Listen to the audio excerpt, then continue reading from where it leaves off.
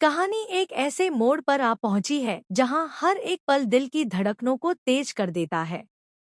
माहौल में डर, साजिश और धोखे की गहरी परछाई छाई हुई है। जगद्धात्री, जो हमेशा अपनी हिम्मत और समझदारी के लिए जानी जाती है, आज खुद को ऐसी स्थिति में पाती है जहां उसके सारे हौसले मानो टूटते नजर आते हैं। सामने खड़ा है रुद्र, उसकी आंखों में गुस्सा, चेहरे पर खतरनाक मुस्कान और हाथ में तनी हुई बंदूक। लेकिन इस बार निशाना जगद्धात्री नहीं, बल्कि तापतस्या है, जो पूरी तरह सहमी हुई है और अपनी जान बचाने के लिए हर पल दुआ कर रही है। सब कुछ इतनी तेजी से हुआ कि किसी को संभलने का मौका ही नहीं मिला। रुद्र ने पहले ही अपनी चाल चल दी थी। उसने जगद्धात्री को ब्लैकमेल करके ऐसी स्थिति में ला खड़ा किया जहां उसे अपने ही फैसलों पर शक होने लगा। रुद्र के पास ऐसा राज है जो अगर बाहर आ गया तो सब कुछ खत्म हो सकता है। यही वजह है कि जगद्धात्री चाहकर भी कोई कदम नहीं उठा पा रही। उसकी आंखों में गुस्सा भी है और डर भी, लेकिन सबसे ज्यादा है बेपसी। तापतस्या की हालत और भी खराब है।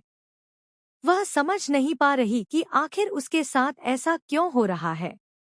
उसकी आंखों से आंसू रुकने का नाम नहीं ले रहे और सामने बंदूक की नली देखकर उसका दिल जोर-जोर से धड़क रहा है।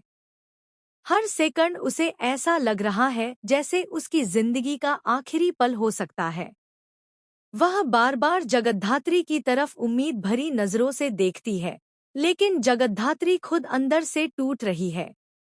रुद्र का असली चेहरा अब पूरी तरह सामने आ चुका है। उसकी हर बात में धमकी छिपी हुई है, हर कदम एक नई साजिश की तरफ इशारा करता है।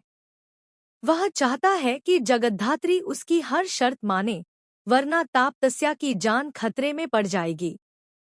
इस खतरनाक खेल में रुद्र पूरी तरह से जीत की तरफ बढ़ता नजर आ रहा है, जबकि जगद्धात्री हर पल हारती हुई दिख रही है।